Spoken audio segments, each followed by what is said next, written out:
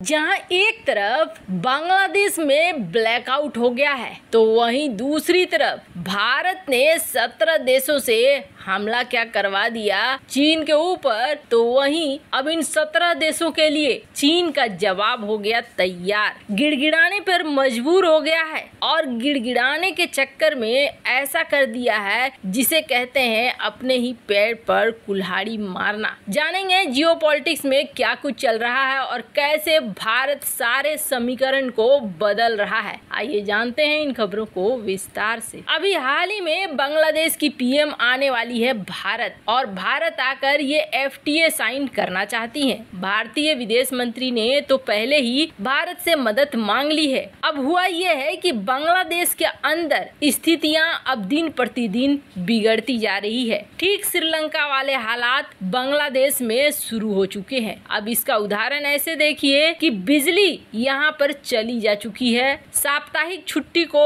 और बढ़ा दिया गया है, सरकारी कार्यालय बैंकों में कामकाज के समय को घटा दिया गया है। अब धीरे धीरे ईंधन की कीमतें यहाँ पर बढ़ रही है। यहाँ सरकारी महकमे में 8 घंटे काम होता था, वहाँ अब 7 घंटे ही काम होगा। अब कहा जा रहा है कि जिस तरीके से तेजी से बढ़े हैं बिजली के दाम, वैसे में समझ में नहीं आ रहा है सरकार को कि क्या किया जाए और क्या नहीं किया जाए। सरकार ने सबसे पहले डीजल से चलने वाले बिजली संयंत्रों को बंद कर दिया है। अब इससे बंद करने का सीधा मतलब है कि ब्लैकआउट तो होगा ही। बांग्लादेश IMF के पास पहुंच गया है और IMF से मांग रहा है कर्जा। हालांकि बांग्लादेश की स्थिति इस वक्त पाकिस्तान से बेहतर है। बांग्लादेश का विदेशी मुद्रा भंडार 40 अरब डॉलर है, जबकि पाकिस्तान का विदेशी मुद्रा भंडार मात्र 8 अरब डॉलर रह गया है। पर इन सब परिस्थितियों में जब ब्लैकआउट हो चुका है, ठीक वैसे ही चीजें चल रही हैं जिस तरीके की चीजें श्रीलंका में शुरू हुई थी, तो बांग्लादेश भारत की तरफ देख रहा है। बांग्लादेश की पीएम आने वाली है भारत और खास तौर पर फ्री ट्रेड एग्रीमेंट पे बात होगा कि आप हमसे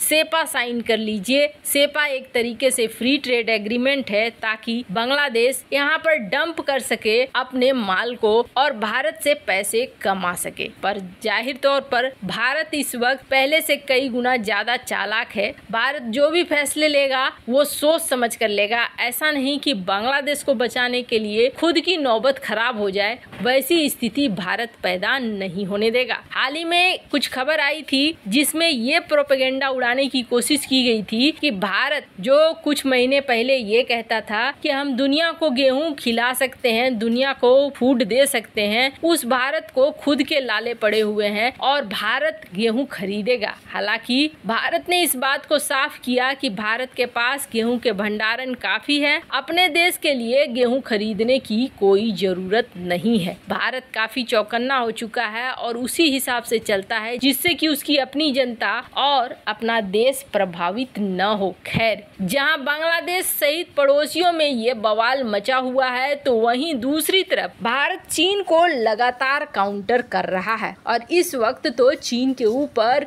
भारत और अमेरिका दोनों का गाज गिर रहा है। जहां एक तरफ चीनी BRI चाइना के BRI को काउंटर करने के लिए अमेरिका और क्वाड देश अपने प्रोग्राम को लॉन्च कर रहे हैं, जो एक कड़ी टक्कर तो चीन को दे ही रहा है। पर इन सब में चीन ने अब ऐसी हरकत कर दी है जिसे आप कहेंगे कि अपने ही पैरों पर कुल्हाड़ी मारना। हमने कल आपको बताया था कि 17 देश एक साथ आ गए भारत, और भारत में 17 देशों ने मीटिंग की। कुल 40 मिनिस्टर भारत आए और ये थे अफ्रीका के देश। अफ्रीका यानी चीन का गढ़। चीन के गढ़ में भारत ने सेंध लगाई और सेंध का असर ये हुआ कि यहाँ बहुत तरह के MOU साइन हो गए। जैसे ही ये सब चीजें हो रही थी, वैसे ही चीन की जमीन खिसक रही थी। चीन को अब लग रहा था कि उसका सारा वर्चस्व एक साथ गया।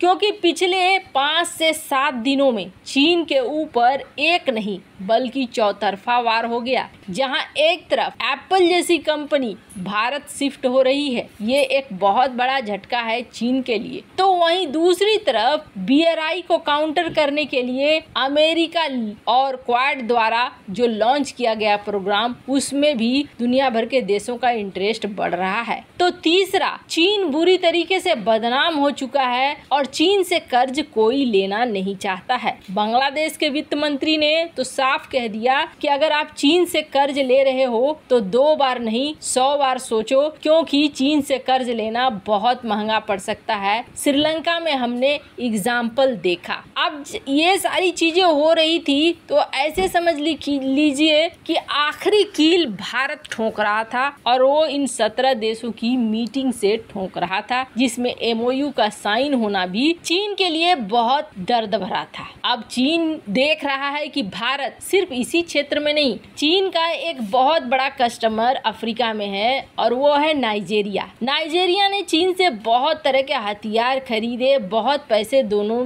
ने एक दूसरे के व्यापार पर भी खर्च किया। लेकिन नाइजीरिया को धीरे धीरे समझ में आने लगा कि चीन उसके साथ धोखा कर रहा है। अफ्रीकी देशों में नाइजीरिया एक धनवान देश है, पैसे वाला देश है और नाइजीरिया को अफ्रीका के बाकी देश जरूर फॉलो करते हैं। नाइजीरिया ने अब अपनी वायुसेना के लिए कई सारे हथियार लेने शुरू किए भारत के साथ और भारत के साथ ट्रेड भी बढ़ाना शुरू कर दिया। वहीं चीनी हथियारों को लेकर सीधे सवाल भी चीन से करना शुरू कर दिया कि आपने हमें इस तरीके के हथियार क्यों दिए। ऊपर से जो युगांडा का एयरपोर्ट है वो एयरपोर्ट बिक गया, चीन के कब्जे में आ गया। अफ्रीका के देश और चौकन्ने हो गए कि चीन क्या कर रहा है। अब चीन ने देखा कि अफ्रीका तो अब धीरे धीरे हाथों से निकला। हमने उस जगह को कब्जे में लिया था जिस जगह को फ्रांस ने पहले कब्जे में रखा था, पर चाइना के हटने के बाद, या चाइना अभी हटा भी नहीं है, रहते हुए ही भारत ने यहाँ पर कब्जा करना शुरू कर दिया। जिस तरीके के समिट चीन करता था उस तरह के समिट अब भारत करने लगा। ये चीन को दिखा। अब जैसे ही चीन को दिखा, चीन ने एक बड़ा ऐलान कर दिया है और ये ऐलान कहीं न कहीं अफ्रीका के 17 देशों के लिए फायदे वाला ही है। दरअसल हुआ ये कि 2021 में अफ्रीका के कई सारे देश हैं जिन देशों का जो लोन था